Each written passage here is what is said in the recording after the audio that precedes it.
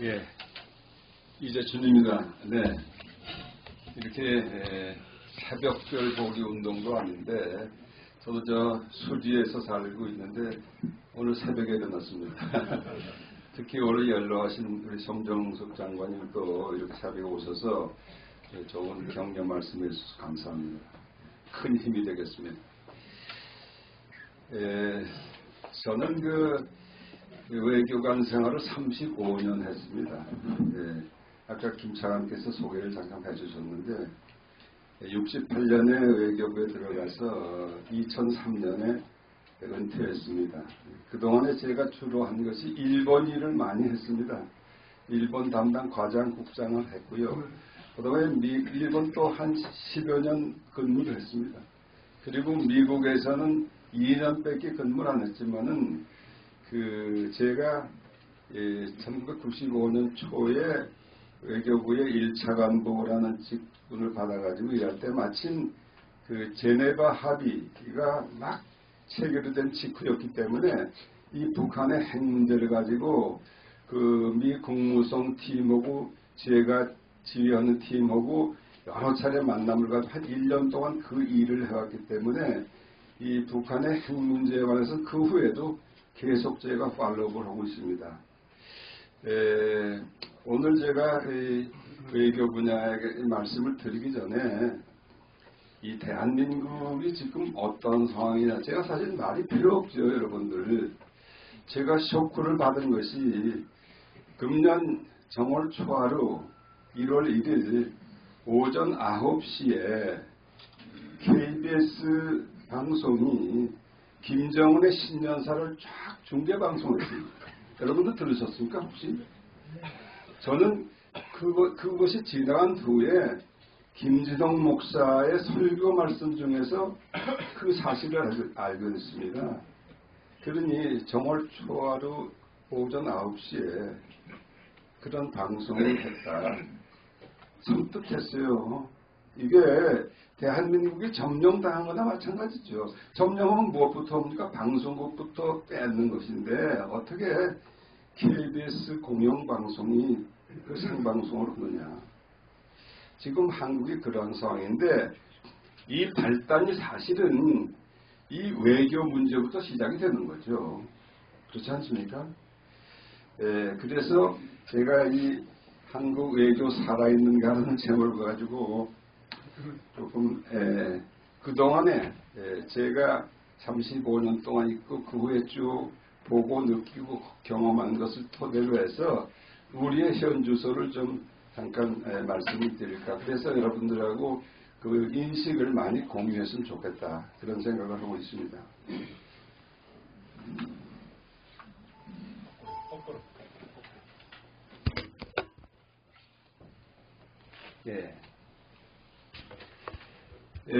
지금 외교가 없다고 그러죠. 또 흔히들 외교 참사 얘기를 합니다. 정말 너무나 많은 사건들이 있는데 그것을 다 일일이 소개할 수는 없지요. 그런데 이 가장 심각한 문제는 이 청와대 안보실 그리고 외교부 간부 그리고 이 사강대사를 위한 주요 공관장 그 인사부터 아주 엄청난 문제가 있었습니다. 그 다음에 두 번째 문제는 그 인사와 정책인데 외교 정책의 기본이 지금 완전히 흔들려버리고 없어졌어요. 이 두 가지가 가장 심각한 문제입니다. 지금 외교부의 신문에도 잘 나고 있습니다만은 미국 전문가, 일본 전문가가 없다. 사실 그렇습니다. 지금 그 핵 문제를 담당하고 있었던 이동훈이라고 지금 저 스웨덴에 가 있는 사람이 있는데 그 사람이 이제 한반도 평화교섭 본부장이라는 직책. 그것이 이제 옛날에 제가 했던 그 차관보 역할인데요. 지금은 차관급으로 또 격상이 됐죠. 그런데 그 사람이 아마 유일한 핵이라는 북핵 문제의 개념을 알고 있는 정도일까? 나머지는 거의 없습니다. 미국 전문가들 전부 지금 1급대에서 이제 공관장 나가야 될 사람들이 지난 1년 7개월 동안에 다 없어졌어요. 그러면 외교부의 이 정책을 집행하는 그 라인이라는 게 사실은 그 미국, 일본, 중국, 러시아 이 4강을 중심으로 한 전문가들입니다. 물론 그 외에 중동 전문가도 있고 아프리카 전문가도 물론 있으지만은 우리 외교의 사활을 그 좌지우지하는 그 가장 중요한 그 인지라는 것이 4강 그 유엔이죠. 근데 그 사람들을 다 제거해 버렸어요. 특별히 그 지금 정의용이라는 우리 안보실장이 있는데 사실은 우리 외교부의 후배죠. 그 사람은 외교부 혹시 5기인가 그런데 뭐 제가 후배에 대해서 어떻게 뭐 나쁜 얘기를 하는 건 아닙니다. 그렇지만은 그 정의용이라는 사람은 그 안보 문제를 전혀 다뤄본 적이 없는 사람이에요. 그 사람도 한 30여 년 동안 쭉 통상 문제를 주로 하고 그때는 제네바 대사라는 것을 이제 했는데 제네바 대사라는 것이 서로 그 교역 문제만을 하는 것입니다. 통상 문제. 그러니까 이 사람은 우리 대한민국이 그 당시에 가장 첨예하게 그 부각된 문제가 바로 이 핵 문제를 어떻게 처리할 것이냐 하는 건데 이 핵 문제에 대해서는 전혀 아무것도 모르는 사람이에요. 그 사람을 갖다 앉혔죠. 그리고 강경화 이 지금 외교부 장관은 뭐 스타일은 괜찮고 우아하고 그런데 그 사람은 정말 그 영어도 잘합니다. 그런데 이 외교의 그 진짜 그 본 영역을 담당해 본 일이 없는 사람이에요. 그 사람은 그리고 중간에 그 옛날에 김대중 대통령 있을 때 통역을 하다가 외교부에서 그 스피치라이터, 영문 스피치라이터로 이제 발탁을 해가지고 한 2, 3년 해서 국제기구 담당 국장을 좀 했죠. 그리고 이제 유엔에 곧바로 나가서 유엔 전문가가 됐는데 아주 가장 핵심적인 이슈에 대해서 전혀 모르는 사람이에요. 근데 그럼 이 사람들을 왜 그 요직에 그럼 발탁을 했느냐? 제가 그걸 뭐 분석할 필요는 없습니다만은 지금 문재인이라는 사람이 이 외교 정책을 완전히 거꾸로 해야 되겠는데 굳이 해석하자면 그렇습니다. 그러는데 이 문제를 정통으로 알고 그 문제에 대해서 소신을 가진 사람을 요직에 발탁하면 안 되죠. 그러니까 처음서부터 이 외교를 완전히 파괴하는 그러한 나는 의도가 있었다고 봅니다. 그렇지 않으면 그런 인사를 절대 할 수가 없어요. 예. 그리고 그 다음에 이제 외교 정책이 문제인데 외교 정책이라는 건 대한민국을 지금까지 유지했던 가장 그 기둥이 되는 외교 정책이 바로 한미 동맹, 미국하고의 관계를 공고하는 것, 그리고 일본하고도 관계를 맺어서 한미일 3국 간의 그 안보 협력을 유지하고 강화하는 것. 이것이 대한민국 70년 동안에 우리의 안전을 지키고 번영을 가져온 가장 핵심적인 그 기둥이었거든요. 그런데 지금 외교부가 하는 거, 물론 청와대 지시에 따라서 하겠지만은 완전히 이 지금까지 취해온 정책과는 정반대로 하고 있죠. 이 사람들 반미, 그건 뭐, 구호는 반미 외치지 않죠. 구호는 그저 애들 시켜서 젊은 애들 광화문을 해서 이 피켓 들고, 그 들고 하는 그런 걸 통해서 반미를 하지만은 반미, 기본적으로 반미죠. 그리고 또 하나는 반일입니다. 근데 이 반일과 반미 두 가지는 바로 북한이 원하는 거죠. 지난번에 조선일보에 뭐 김일성이가 70년대에 얘기했다는 소위 갓근 전략이라는 게 있어가지고 이 가세끈이 두 개인데 그 끈 하나만 잘려도 갓이 떨어져 버린다. 그래서 이 한미일 삼각 체제를 끈을 내면 우선 일본하고부터 관계를 끊고 악화시켜가지고 이것을 해체시켜야 된다 하는 논리인데 지금 또 그걸 따라서 보고 있습니다.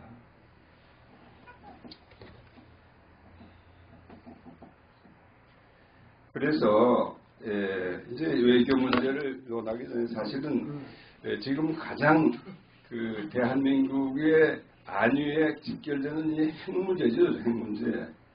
그것을 제가 이것을 쭉 그 경험한 그 결과를 여러분께 잠깐 소개를 하고 넘어가겠습니다. 지금 우리는 이 북한하고 핵 문제 해결하는 과정에서 네 번째 위기에 처했는데 오늘날 이것은 결국 그동안에 북한이 거대한 사기극을 계속 벌여왔는데 여기에 우리가 정면으로 대응을 못하고 계속 싸움을 피하면서 온 결과가 오늘날에 이르렀다. 저는 그렇게 보고 있어요. 제일 첫 번째 위기가 사실 이건 위기라기보다는 기회였는데 지난번에 이롱복 선생도 말씀하셨지만은 1991년 말에 소위 남북한 간의 비핵화, 한반도 비핵화 공동선언을 했죠. 그게 12월 말에 했는데 그것을 결국 비준 절차를 거치고 해서 시행은 그 다음 해인 92년부터 이제 시행을 해요. 그래서 북한은 물론 그 후 즉각 핵무장을 시작을 하지만은 우리는 주한미군이 가지고 있던 전술 핵무기를 완전히 다 철거했죠. 우리는 양심적으로 그걸 다 지켰죠. 그랬는데 북한이 한 것은 즉각적으로 핵무장을 시작하는 것이었습니다. 그 핵무장은 뭐냐면 핵연료에서부터 플루토늄을 만들어 가지고 그것을 이제 그 재처리해서 그 핵무장을 핵무기 만드는 것인데 영변에 러시아에서 지원한 5메가와트 그 방사실험소라는 그 원자 발전이 조그만 시험용이 있었습니다.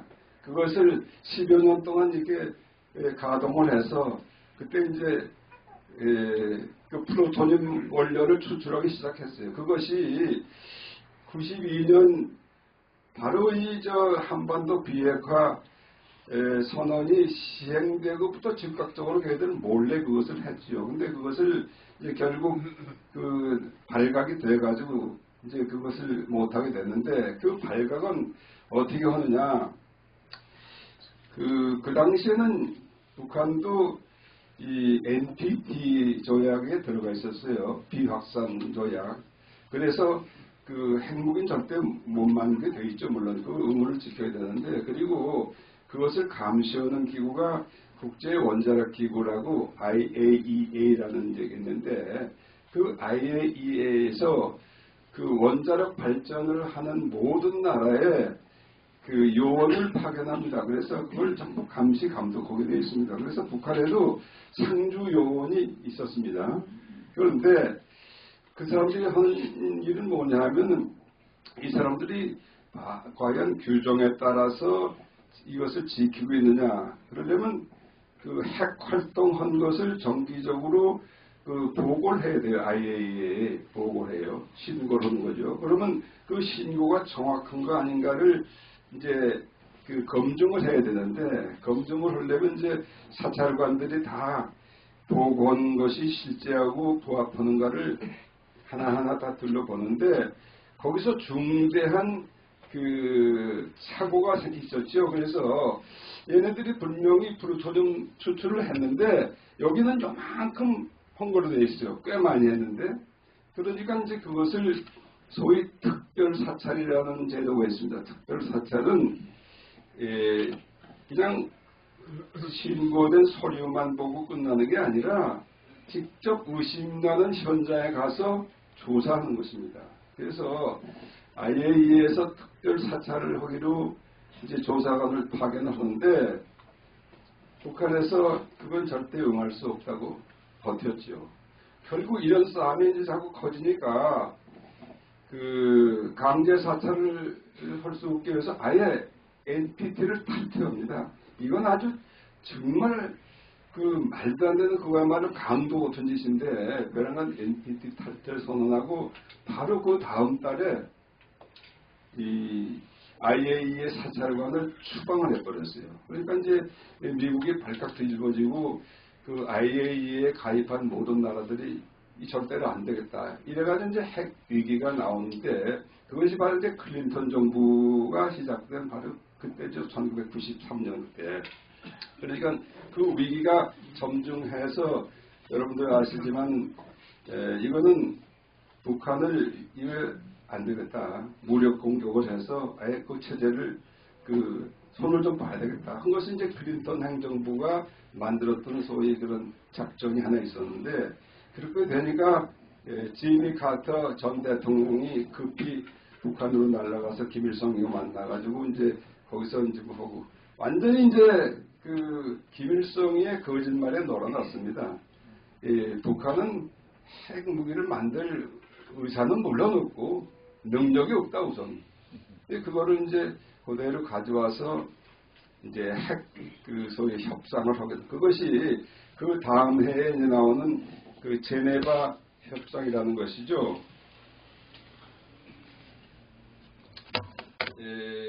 제네바 협상은 1년을 끌어가지고 93년부터 시작해서 94년 10월 달에 이제 그 합의를 보게 되는데 저는 그 합의 본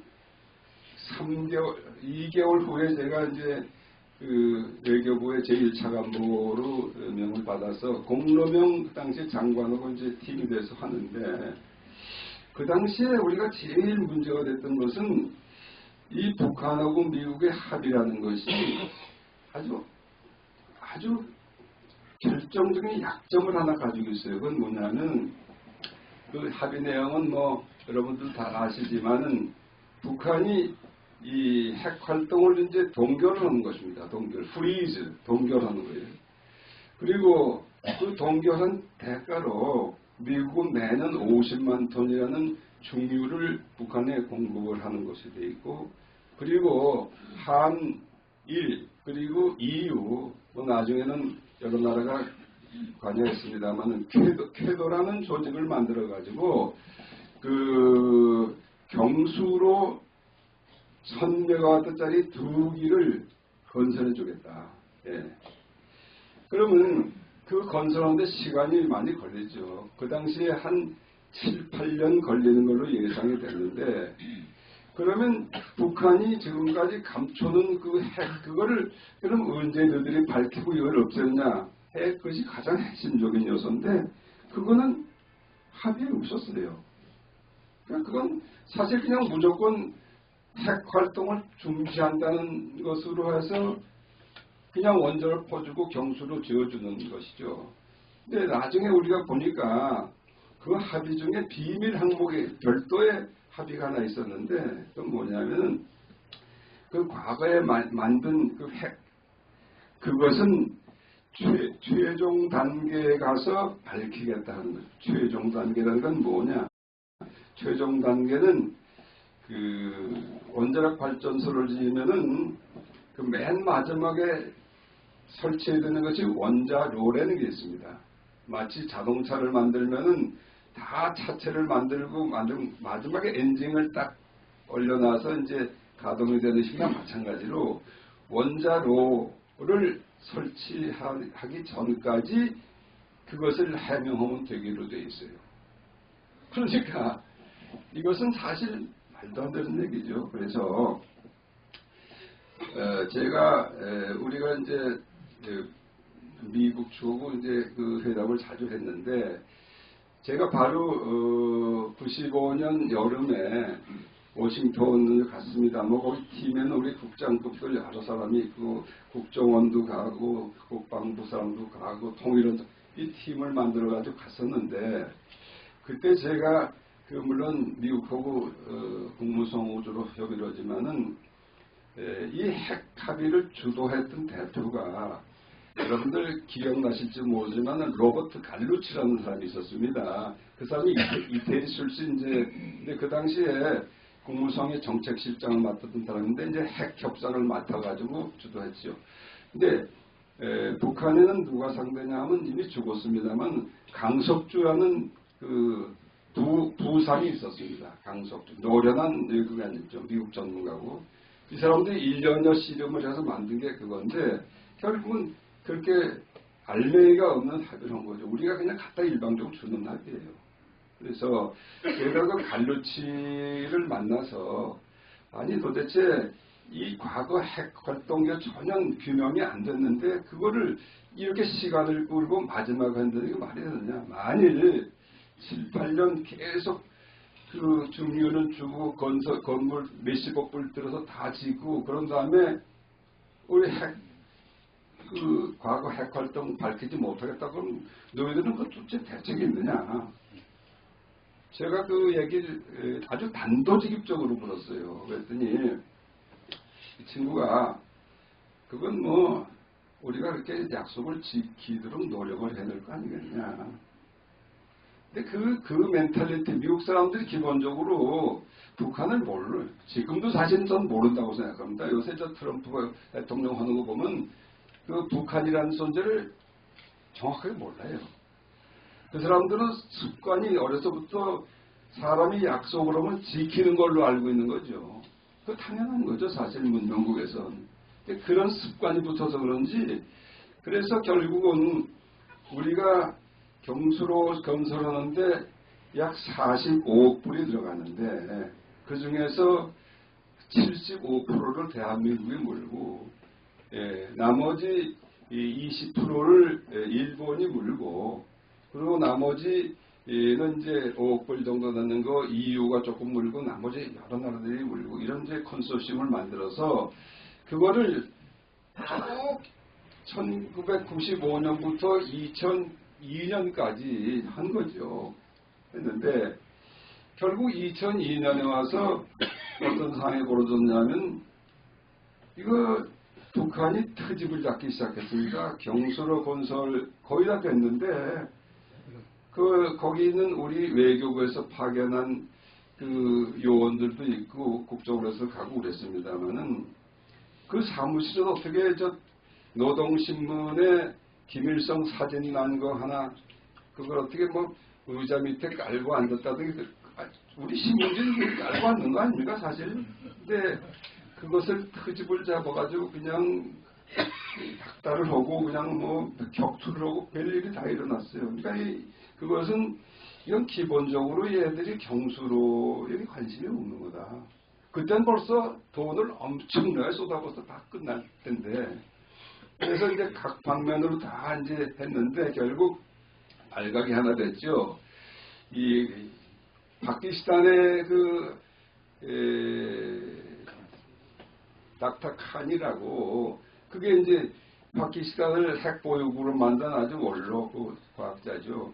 근데 그 사람이 실제로 북한에 이제 여러 가지 정보를 줬을 뿐만 아니라 그 원심 분리기라는 그 우라늄을 이제 고속화해가지고 그것을 그 원자무기를 만드는 그런 이제 그 기계가 있는데 그것을 북한에 팔아먹었어요. 팔아먹었는데 그래서 이제 이건 안 되겠구나 해서 그 당시에 제임스 켈리라고 미 국무성의 아시아 태평양 담당 차관보고가 평양에 갔습니다. 그래서 강석조고 만나서 너희들이 이거 지금 핵을 동결하고 핵무기 이제 해제하는 약속을 했는데 다시 다른 걸 가지고 또 핵물장을 하려고 그런다고 그러니까 전혀 이제 그런 일이 없다고 부인을 하다가 이 켈리가 영수증 하나를 딱 제시했는데 그게 뭐냐면 그 파키스탄에서 바로 그 원심 분리기를 1000대 이상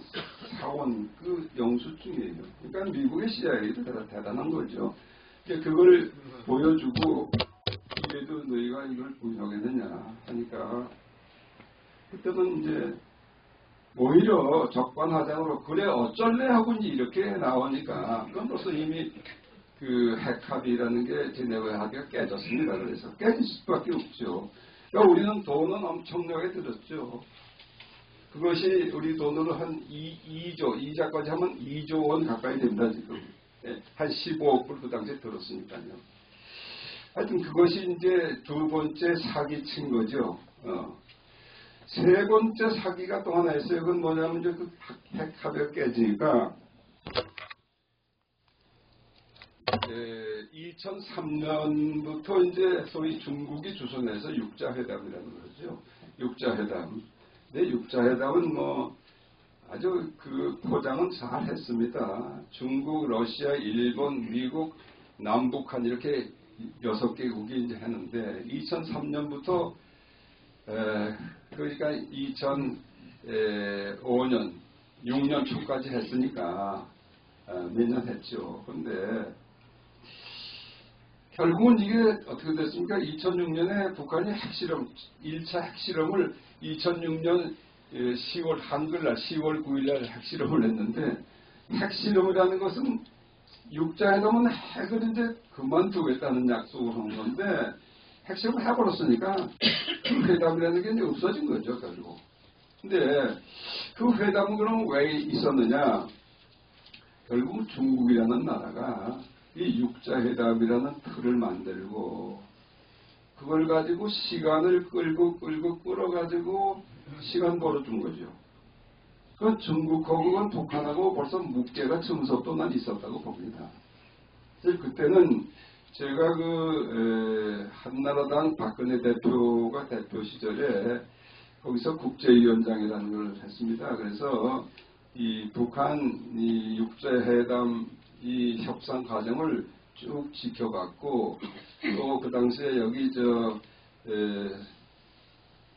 서울에서 대사하다가 국무성 차관부로 갔던 크리스토퍼 힐이라는 친구가 있었는데 그 친구하고 뭐 여기 대사 때도 자주 만나고 또 박근혜 대통령이 관심이 많았어요. 그래서 거기 사실 미국 대사관에서 브리핑도 많이 받고 그랬는데 요즘은 우리 자유한국당에서 그런 거 전혀 안 하는 것 같아요. 없는데 하여튼 그래서 근데 결국은 이제 사기다. 왜냐하면 2005년에 이미 요즘 얘기하는 그 CVID라는 거, 여러분 아시죠?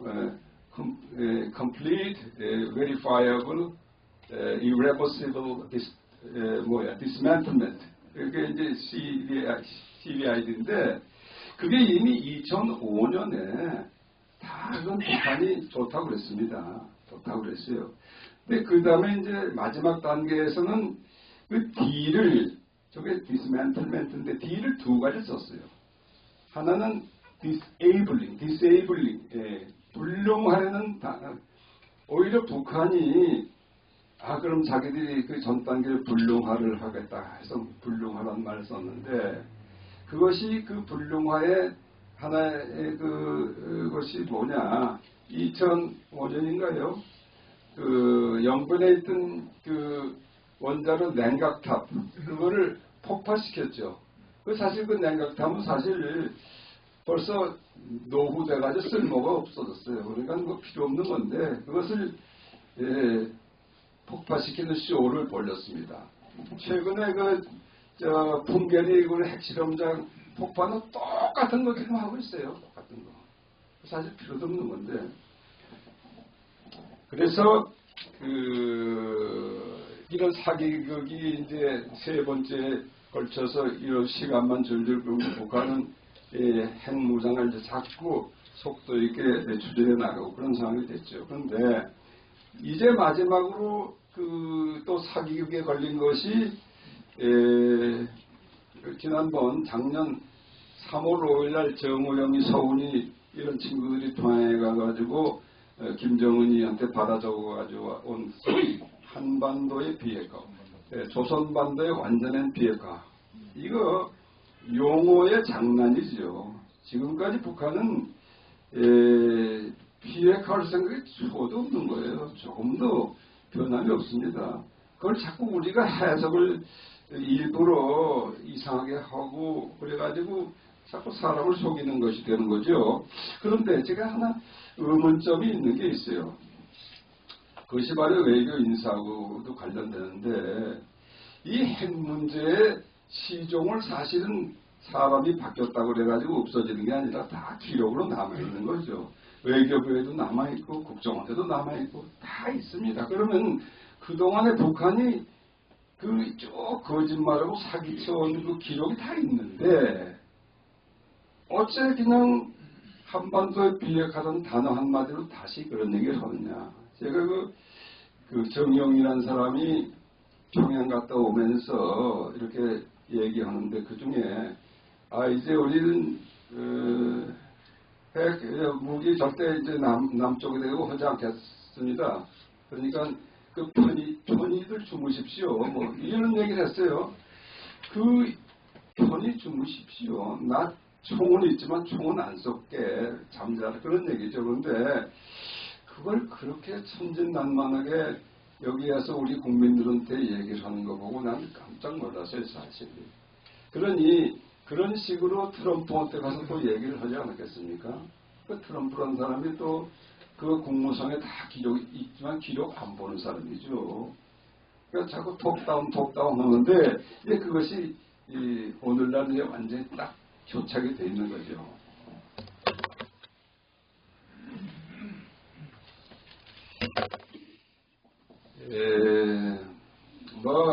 별로 책 이름은 별로 좋지 않습니다만은 과거에 일본 외교관 출신으로 한국 대사를 역임했던 그 무토 마사토시라는 사람이 있어요. 이 사람은 저도 잘 압니다만은 재작년에 책을 하나 썼는데 한국인으로 태어나지 않아서 좋았다 이런 책을 썼어요. 그래서 그 책 제목만 보고 나쁜 놈이라고 이제 사람들이 많이 그러는데 저는 그건 3번, 4번 정독을 했습니다. 그리고 사실은 제가 그걸 한국 사람들이 꼭 읽어야 될 책 같아서 완전히 번역을 해서 출판할 생각을 했었는데 번역을 완전히 가지고 있죠. 근데 출판할 사람은 없습니다. 왜냐하면 그거는 문재인이라는 사람은 최악의 대통령이라고 한 사람이에요. 근데 거기 보면은 한 가지 있어요. 그 문재인이라는 사람을 평가한 게 있는데 그 사람 머리에는 북한밖에 없다는 겁니다. 그냥 북한을 중심으로 세계 역사가 움직이고 세계 정세가 움직인다고 생각하는 사람이다. 이런 얘기를 했어요. 난 근데 그 무토 대사가 1년 반 전에 썼던 그 책이 지금 그대로 현실로 나타나고 있어요. 놀라운 그 분석이었는데, 그러니까 지금 대한민국 외교가 없다는 건 사실은 그 남북 관계만 있는 거예요. 여러분들이 아시는 것처럼 지금 외교라는 이름을 가지고 세계 각지를 돌아다니면서 회의 참석하고 정상회담을 하는데 그것이 전부 어떻게 보면 북한을 도와줄까 하는 얘기밖에 없잖아요. 그러면 결국 외교는 없고 이 남북관계만 있는 거죠. 저는 뭐 그렇게 생각합니다만은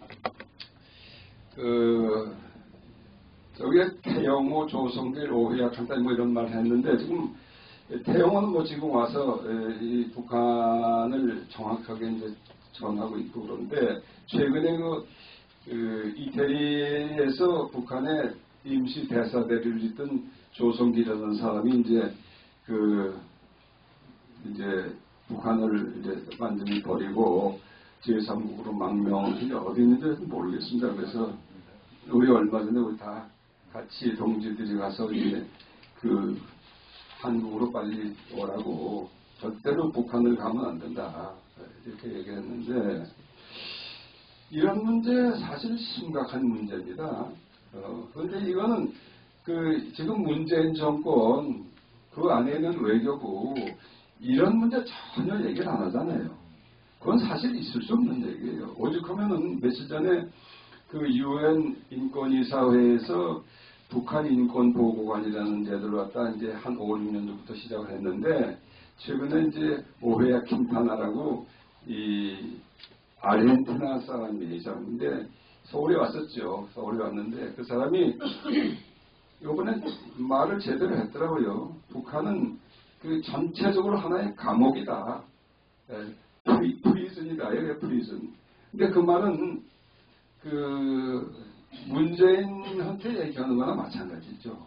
근데 어떻게 당신들은 입을 딱 다물고 있냐. 우리 여기 박선영 우리 의원님도 지금 오셨는데 참 이런 북한 인권 문제에 대해서 정말 너무나 활동을 많이 하시는데 정말 고생하세요. 새벽 그냥 정말 거의 매일 새벽 이렇게 하시는데 근데 이건 대한민국의 완전히 과거 대한민국은 달라졌기 때문에 이런 현상이 나는 것입니다.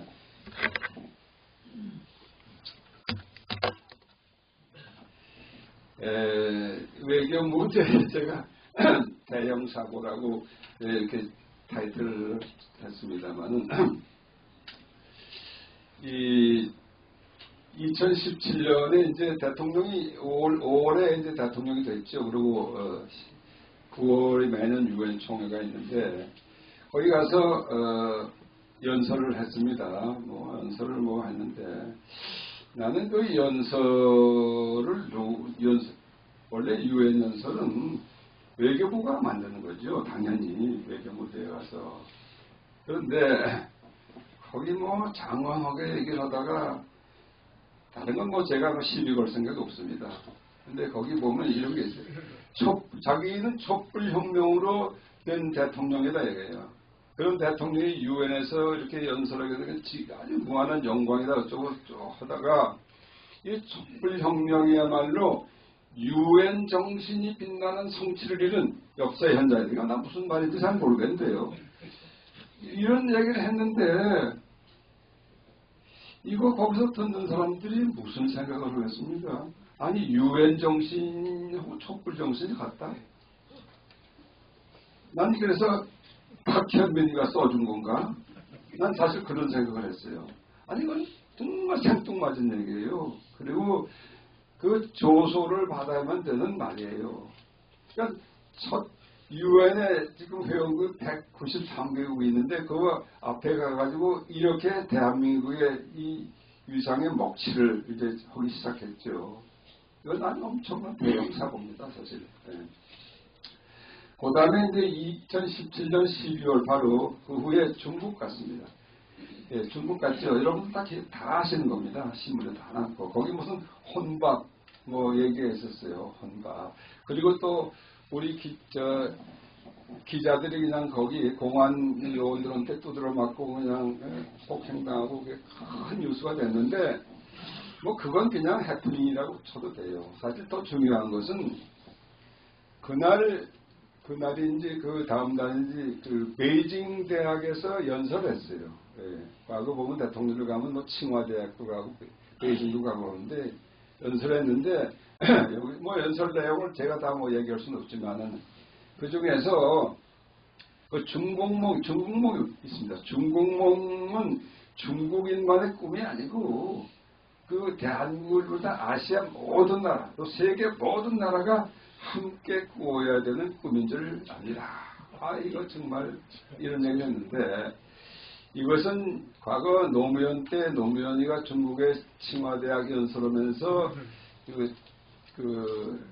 누구를 당신은 존경하냐니까 모택동을 가장 존경한다는 그것도 대형 사고지만 그거 필적하는 대형 사고인데 이것은 그냥 그게 문제가 아니라 이것이 반미의 핵심적인 요인입니다. 이 중국몽을 함께 꾸겠다는 것은 중국몽이라는 게 뭡니까? 양백년의 꿈인데 양백년은 내후년 2021년이 중국 공산당 창당 100주년이 된 날이고 2049년은 중화인민공화국 창건 100주년이 된 날입니다. 그러니까 내년 2년 후에는 소위 중국을 소강사회로 만들겠다. 소강사회라는 건 전 인민이 먹고 입고 자고 이거 전혀 불편이 없는 사회를 소강사회라고 합니다. 한때는 그때 이미 미국의 GDP를 능가하는 것이라고 이렇게도 얘기를 했지만은 그거는 아니고요. 그리고 2049년 그 100주년은 결국 이 지구에서 중화인민공화국이 가장 위대한 나라로 다시 일어난다는 꿈입니다. 그러면은 지금 가장 크게 노리고 있는 건 뭐냐면 미국이죠. 근데 거기는 미국이라는 단어는 한 번도 나오지 않아요. 중국몽이라는 거는. 그냥 그것을 미국 사람이 보면 이건 완전히 이제 세계를 지배하는 초인류 국가가 되겠다는 얘기죠. 그게 바로 이제 그 실크로드를 하고 1대1로라는 또 거창한 계획이 다 같은 거예요. 같은 건데 그거는 미국 사람이 볼 때는 벌써 이미 이거는 완전히 중국 쪽으로 가겠다는 얘기인데 그렇게 들리는 거죠.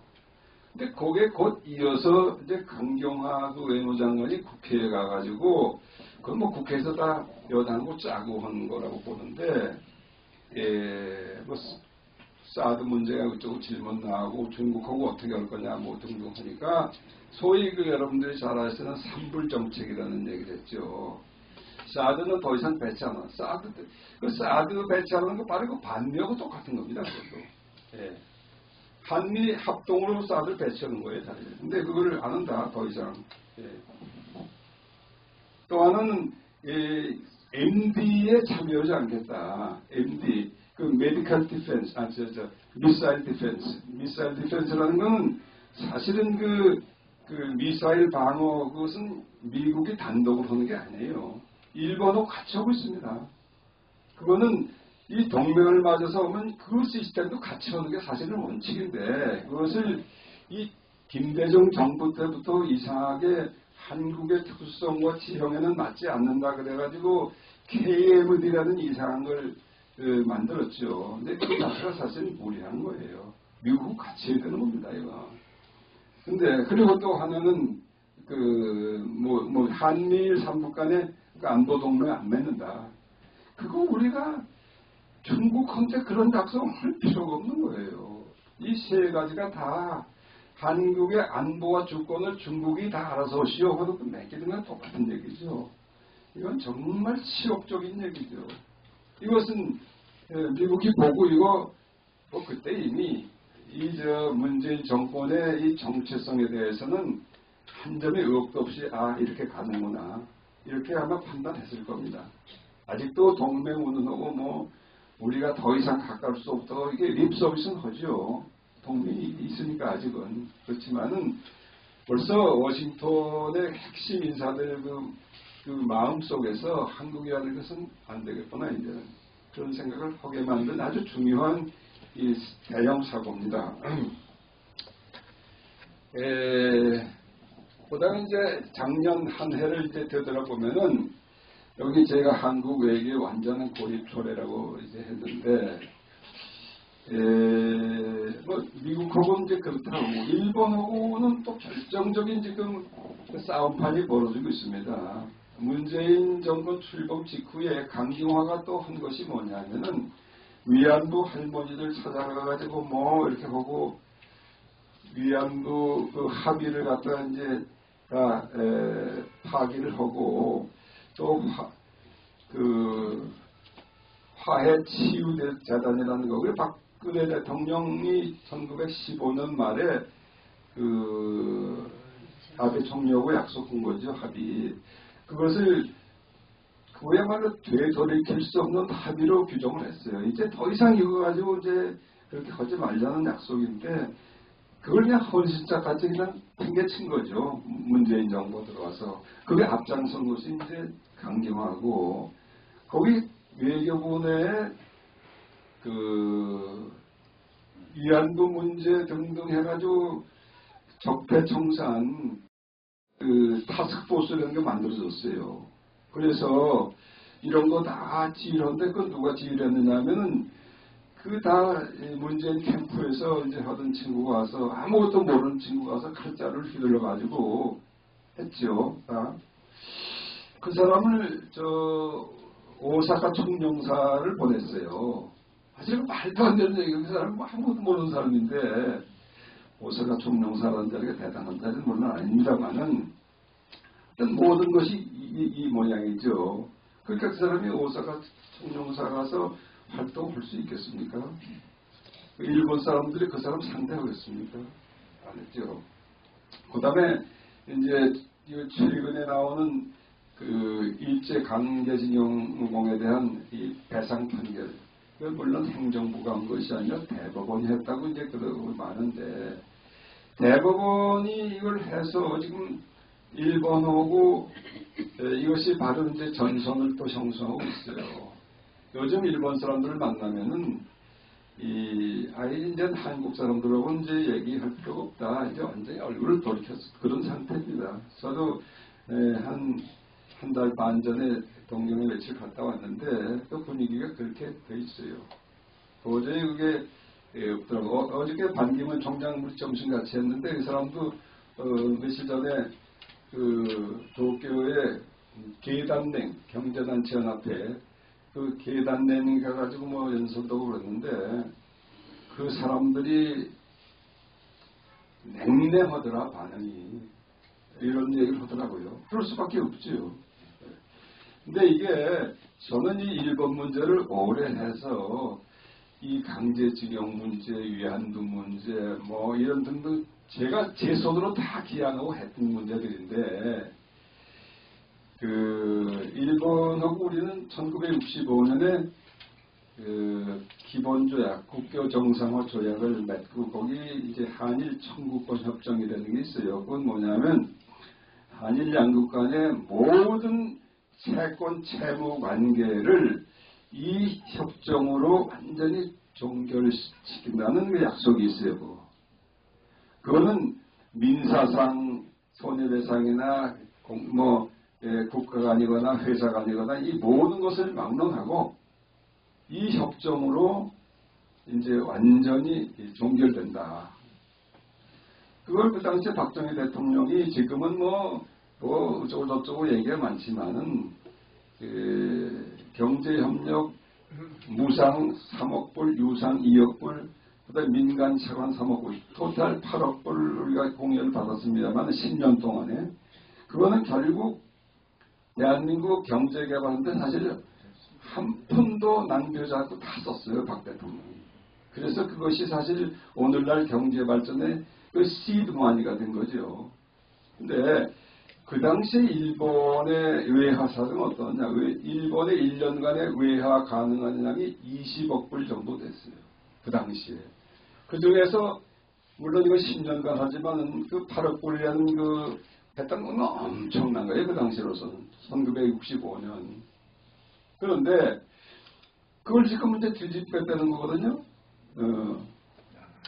그럼 지금까지 외교부의 입장도 저는 뭐 사무관, 과장국장까지 쭉 그 일을 했었는데 확고한 입장은 이 한일 간의 청구권 협정 이건 그대로 당연히 지키고 이걸 번복한다는 걸 우리 상상해 본 적도 없는 일이에요. 근데 이것을 대법원이 판결했다고 그래가지고 이제 그러고 있는데 이거 한일 관계의 기본이 이제 무너진 것입니다.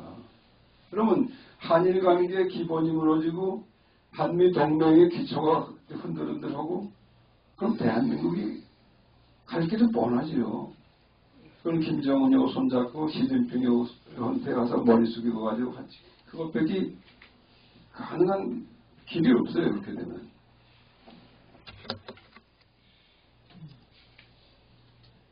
그 다음에 이 판문점 선언, 9.19 평양 선언, 남북 군사 합의서 이거 사실 저는 뭐 반역행위라고까지 얘기를 했습니다. 사실 이거 반역행위입니다.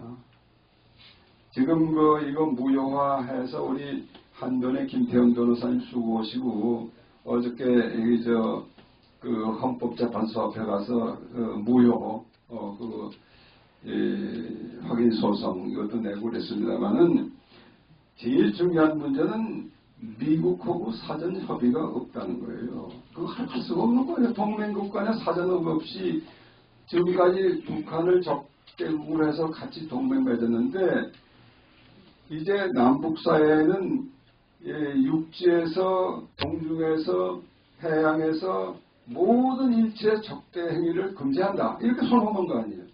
그게 어떻게 우리가 단독으로 할 수 있는 게 아니에요.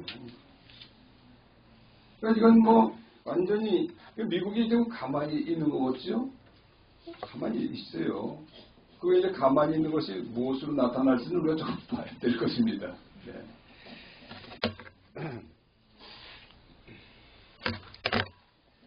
시간 좀 더 해주세요. 몇 줄이요? 네. 한 5분 내에 끝내겠습니다. 네, 대형 사고들이 많은데 지난번에 아셈이라는 데 갔지요. 문재인 대통령이 가서 결국에 전부 회의가 다 끝났는데 기념 촬영을 다 그래서 한 5, 60개국 되는 이제 기념철인데 문재인 대통령이 보이질 않았죠. 그래서 뭐 여러 가지 얘기가 있었는데 사실은 그때 이 아셈에 가가지고 뭘 주로 했는데 북한에 대한 제재를 좀 어떻게든 좀 약화해달라 이런 것을 갖다 흡수하고 다녔어요. 그런데 거기서 나온 반응은 뭐냐면은 그 아셈 공동성명에 CBID 소위 완전하고 검증 가능하고 그 다음에 되돌이킬 수 없는 북한의 비핵화 이것을 강조하는 문구가 들어갔어요. 그러니까 거기서 사진 찍을 수가 없어요. 분위기가. 왜냐하면 이제 국제회의를 가보면요. 그 사람들이 기념사진 찍기 전에 사무국에서 그 합의 내용을 전부 이렇게 인쇄해가 다 돌립니다. 각 대표단에. 그러면은 당연히 우리도 받아봤겠죠. 그럼 지금까지 그냥 여기저기 가서 뭐 북한 해제 그거 했는데 이거 완전히 거꾸로 그냥 나왔으니까 그 문재인 대통령이 거기서 사진 찍을 수가 없고 또 하나는 북한의 김정은이가 수시로 이제 우리 여기 지시려고 그러는데 난 그 문재인이 가서 뭘 하고 앉았었냐고 또 강한 질책을 받았을 거라고 난 생각해요. 그러니까 거기서 무슨 엘리베이터가 안 와서 못 갔다 그러면서 사진 안 찍어서 있었던 거죠. 그 다음에 부에노스아이레스 여전에 그 G20 회담 가는데 아르헨티나 가려면 이 태평양 건너서 미국에 가서 이제 급유를 받아야 되니까 중간에 한 번은 서야 되지만은 그럼 글로 가는 것이 술로인데 왜 체코를 들려가지고 이렇게 갔냐 뚱딴지 어찌 벼랑간 그 많은 얘기들이 있었어요. 근데 저는 이거 정부에서 설명 들은 얘기가 아닙니다. 제가 그냥 추측을 그렇게 해요. 지난번에 그 9.19 그 할 때 평양에 비행기 타고 간 거 그것이 이제 공군 1호기 아닙니까? 네. 그 1호기도 보면요. 과거에는 ROK Republic of Korea라는 그게 딱 그게 박혀 있었는데 요새 보니까 그냥 코리아라고만 바꿨어요. 비행기 그거를. 아니 우리 염돈 사장님 아시죠? 뭐. 코리아라고. 하여튼 코리아라고 이거지. 근데 그렇게 한번 북한에 간 비행기는 그 180일 동안은 미국 영토에는 올 수가 없게 돼 있어요. 그 미국의 독자 규제에 그런 게 됐어요. 독자 제재에. 그러니까 미국 가서 급여할 수 없어요. 그래서 이렇게 가서 체코에서 바로 아르헨티나로 날아갔을 겁니다. 난 그렇게 봅니다. 근데 문제는 그럼 미국하고 협의를 했느냐? 협의를 하면 될 수도 있지 않냐? 좀 사정하고 아마 낯이 간지러워서 못했을 겁니다. 예. 그런 하여튼 웃지 못할 이런 일들이 벌어지고 있어요.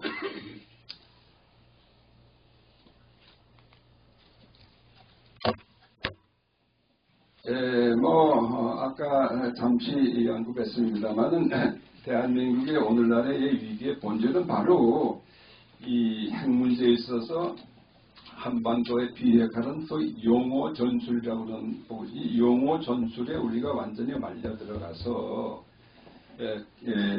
혼란을 겪고 있고 미국도 이제 내가 보니까 그때 김영철이 와서 아니 친서를 가져와서 친서 전달하는데 뭐 90분이 걸리는 게 아니거든요. 그럼 친서만 받든지 그런 건 폼페이오하고 얘기하든지 할 것이지 대통령이 직접 이렇게 했다는 거 여러 가지 의미가 있는데 지금 내용은 몰라요. 사실은 모르는데 요컨대 옛날에 보면 그 친국이라는 게 있잖아요. 친국. 예. 왕이 직접 나가서 이제 하는 게 있는데 물어보고 나는 요번에 트럼프가 그걸 하지 않았나. 왜냐면 시간이 걸릴 일이 없어요. 요번에 1월 10일 날 문재인이가 신년 기자회견 했는데 그때 워싱턴 포스트 기자가 물어봤죠. 당신은 김정은이 만나서 디뉴클리어레이션, 소위 비핵화라는 의미가 뭔지 물어봤냐. 응? 물어보는 프랑스의 르피가로 기자가 보충 질문을 했어요. 그 비핵화라는 것에 예컨대 괌이나 오키나와에 있는 미군의 핵무기도 빼야 된다는 그런 의미가 있느냐 이렇게 또 물어봤어요. 왜냐하면 북한이 지금 얘기하는 것은 그거 다 없어야 된다는 거예요. 한반도 조선반도 비핵화라는 것은 그 지난번에 작년 12월 달에 그거 했어요. 이미 거기서 나와서 뭡니까 조선중앙방송인가 TV인가 거기 나와서 조선반도 비핵화는 뭐냐, 그거는 핵무기 다 남조선이나 그 근처에나 다 하고 동맹도 해체하고 다 그래야 되는 거라는 걸 이미 얘기를 했기 때문에 이 정치가 드러났는데, 그걸 이제 외신 기자가 다시 집어서 물어봤는데 어물어물 했어요. 근데 지난번 그 신년사라는 거는 이미 북한의 그 핵 무장을 해제하는 게 아니라 오히려 북한이 핵 보유국이라는 것을 이제 만천하에 선포한 거나 마찬가지죠. 지난번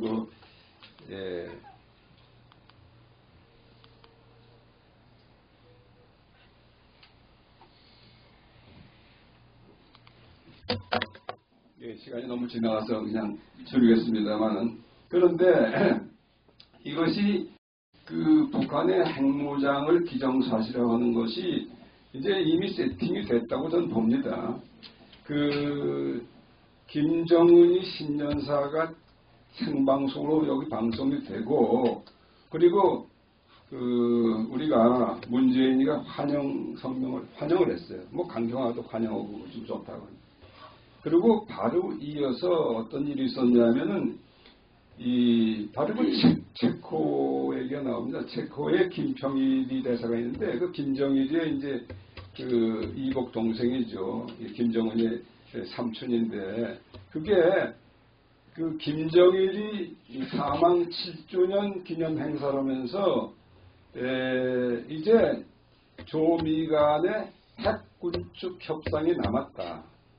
거기 핵군축 협상이라는 얘기를 했는데, 지금까지 북한의 어떤 데서도 공식적으로 핵군축이라는 말을 할 일이 없어요. 그런데 그것을 김평일이가 그렇게 얘기를 했어요. 그러니까 이제 체코로 갑니다. 그 다음 날인가 중국 칭화대에 옌셰퉁이라는 그 국제관계대학원 원장이 어떻게 했냐면 나를 또 탁 받아가지고 북한의 비핵화라는 것은 사실상 어렵다. 물 건너간 것이다. 그렇게 얘기를 했어요.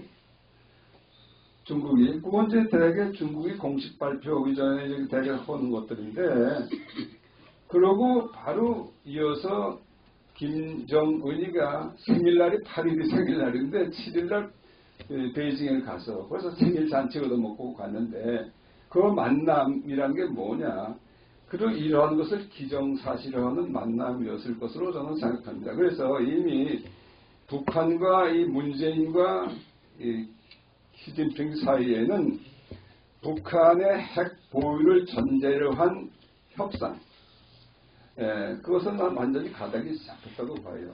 근데 이번에 이제 그것에 반응해서 나온 것들이 또 있는데, 미국이 또 엉뚱한 얘기를 하지 않습니까? 폼페이오 장관이 이 핵협상이라는 결국은 미국 국민의 안전을 위한 것이다. 그 미국 국민의 안전은 뭡니까? 핵무기가 본토까지 못 날아오게 하면 되는 거지. 그러니까요. 그걸 감시하는 건데, 김영철이가 7일날 갔잖아요. 17일날. 17일날 워싱턴에 갔는데, 그날에 바로 이제 트럼프 대통령은 국방성을 가서 소위 미사일 디펜스 리뷰라는 거, 거기에 참여를 했단 말이에요. 참여를 하고, 여러 나라를 물론 얘기를 했지만 그 중에 북한의 이 미사일 이 위협에 단호하게 대처해야 된다. 그러니까 그걸 또 강조했어요. 그래서 그 메시지는 일단 북한의 미국까지 오는 ICBM을 막으면은 이것은 트럼프 외교의 대성공이 된다는 것을 이렇게 이제 그런 하나의 연결고리를 이렇게 만든 것이 아닌가, 전 그런 생각을 해요. 그래서 아직 트럼프 대통령 김정은이 만나는 거 완전하게 세팅은 안 됐지만은 지금 끌고 가고 있는 방향은 대체로 그런 것이 아닌가. 그러면 그것은 이 대한민국에 있어서는 뭐 엄청난 재앙으로 남게 되는 것이고, 우리가 정말 할 수 있는 일이 무엇이냐. 그건 바로 문재인 정권을 무너뜨리는 일밖에 없지 않냐. 저는 그렇게 생각합니다. 제가 이렇게 외교관 출신 이렇게 거친 말을 써서 좀 죄송합니다만은 방법이 없어요. 그래서 우리 선배님들도 많이 오시고 그러는데 전부 우리 태극기 들고 따라서 만나는 분들이거든요. 그래서 오늘 우리가 이렇게 싸워야 할 대상이 뭔지를 확실히 하고 하면서 제 말씀을 마치겠습니다. 고맙습니다.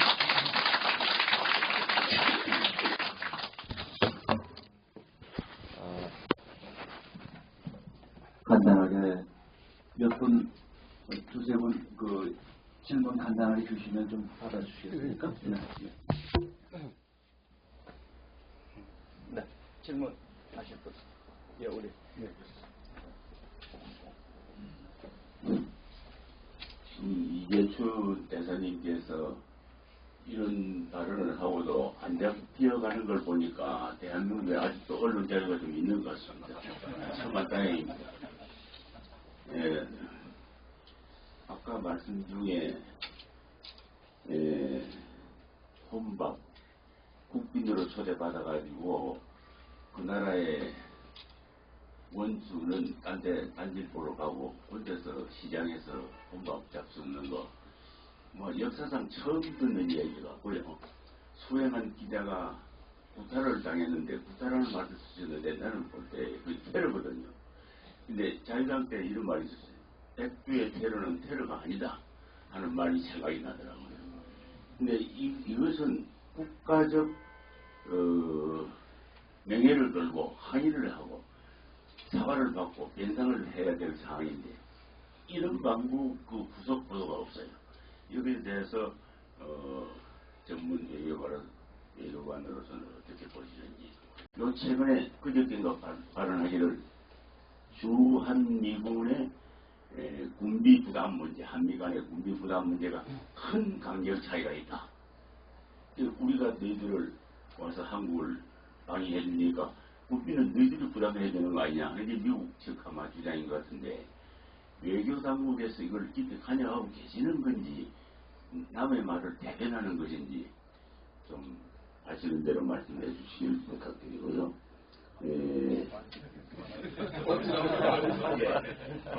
여러 가지 좀 더 질문을 아픈데도 좀 준비를 했습니다만 그 정도 묻겠습니다. 이거 제가 메모를 할 것 같아. 질문이 아주 많았어요.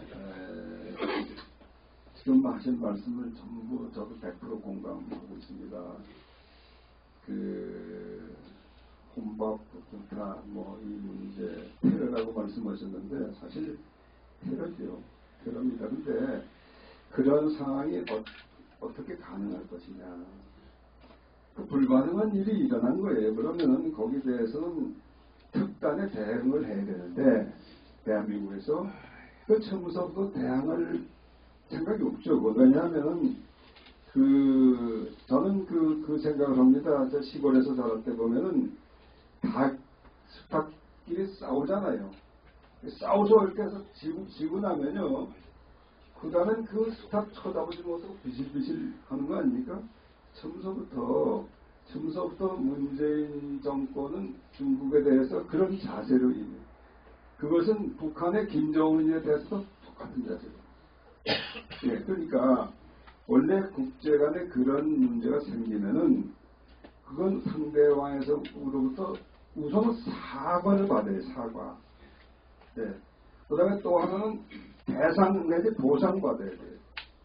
그 다음에는 세 번째는 재발 방지 약속을 받아야 돼요. 그러니까 이 세 가지가 꼭 필요한 거예요. 국제관계는 건 일반적인 국제관계에서. 그런데 그거 중에 한 가지도 여기서 요구하지 않았어요.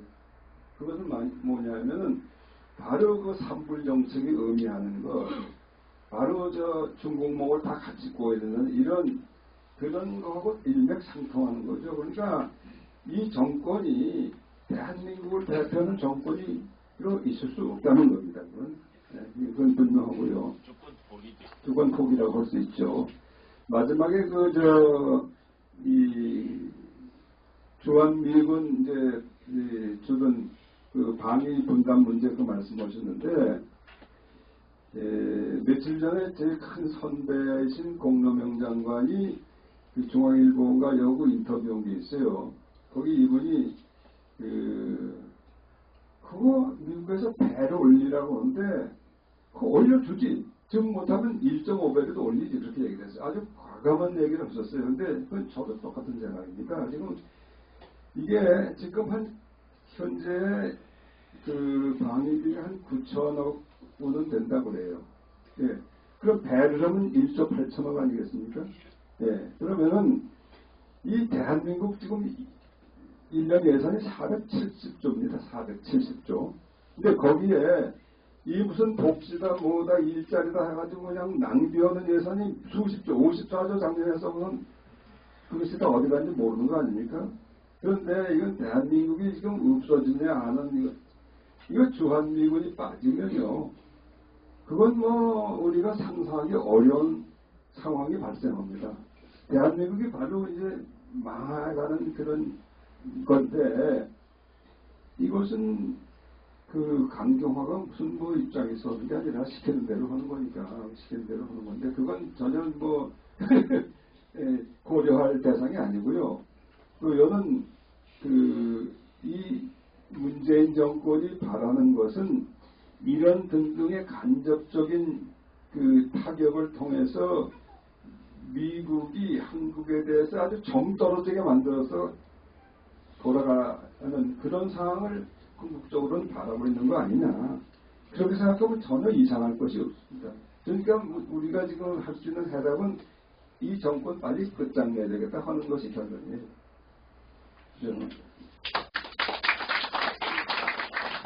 네. 예. 그냥 말씀드려도 되나요? 네. 다른 것보다 지금 좀 핫한 문제가 임종석 외국특보 새로 임명한 거 신설해서 임명한 거가 아랍에미레이트 관련으로 지금 임명을 했다고 하는데 그 궁극적인 목적이 아랍에미레이트에 있는지 아니면 또 다른 데 있는지 궁극적인 목적을 좀 분석하신 게 있는지 알고 싶습니다. 그거 제가 전혀 모르는 사람입니다. 죄송합니다. 일반론으로 말씀드리면은 그 아랍에미레이트하고 임종석의 그 특별한 관계가 무엇이냐 하는 것이겠죠. 예. 왜냐하면 그 전에 대통령 전용기를 몰고 아랍에미레이트를 갔다 비서실장이 그거 있을 수 없는 얘기죠. 그리고 외교 교섭에 관계되는 것을 대통령 비서실장이 할 수 있다? 그거 전혀 불가능한 얘기예요. 지난번에 우리 박관영 의장님도 그분 비서실장 하신 분인데 그 법적으로 불가능한 얘기거든요. 근데 이미 이 정부가 하고 있는 것은 헌법을 완전히 무시한 그 기초 위에서 모든 것을 하고 있기 때문에 이제 그런데 이번에 그 임종석이를 아랍에미레이트 특보를 했다? 그거는 이제 뭔가 있는 거예요. 그러니까 그것이 뭐냐. 아랍에미레이트를 통해서 저는 여러 가지로 추측을 할 수 있는데 아까 말씀드렸죠. 그게 이 문재인 정권의 성격은 북한만을 바라보고 하는 것이다. 외교 모든 것이. 그러니까 아랍에미레이트하고 커넥션도 반드시 북한하고 관련이 있을 것이다. 나는 그 추측은 할 수 있어요. 왜 또 그 임종석을 했느냐? 임종석이 지금까지 그걸 쭉 해왔기 때문에 그리고 임종석이가 비서실장으로부터 나왔지만은 아직도 청와대에 남아있는 이 조사파들은 다 임종석이 휘하에 있습니다. 그러니까 그 사람이 밖으로 나왔지만 다 컨트롤을 하고 있다고 봐요. 그걸 지금 뭐 새로운 노영민이가 그 사람이 다 그걸 인계받을 수 없어요. 그러니까 거기에 뭐 비밀이 있지 않는가 그렇게만 생각합니다. 네, 그럼 마지막 질문. 정보 이 정부는 뭐 반미 정부라고 저희들도 생각을 하는데 지금 한미 동맹은 사실 우리의 생명줄이라고 생각을 하고 있거든요. 그동안 70년 동안 우리를 지켜주고 우리가 이만큼 발전하는데 공헌을 제일 많이 한 것은 역시 한미 동맹입니다. 그런데 이것을 정권이 만약에 한미 동맹을 무력화시키고 이것을 계속 추진한다면은 우리 국민은 생명을 버리는 거나 같은 거 아니냐? 그럼 우리 국민 차원에서는 어떤 일을 해야 되겠느냐? 저는 비상국민회의 같은 데에서 미군을 주둔시키기 위한 국민운동으로 주둔비를 우리 국민이 부담한다. 이런 제안이라도 해가지고 국민운동을 벌이는 것이 어떻겠나. 이런 생각을 해봤습니다. 혹시 의견이 있으시면 얘기해 주시면 좋겠습니다. 예, 우리 이병수 회장님 그 지적에 전적으로 공감합니다. 사실은 저희가 태극기를 들고 주말마다 이렇게 나가고 하는데 또 어떤 오케이전이 있으면 또 가고 그러는데 그게 태극기 만드는 게 아니라 성종이를 같이 들고 있지 않습니까? 그거는 이제 딱 한 가지 메시지죠.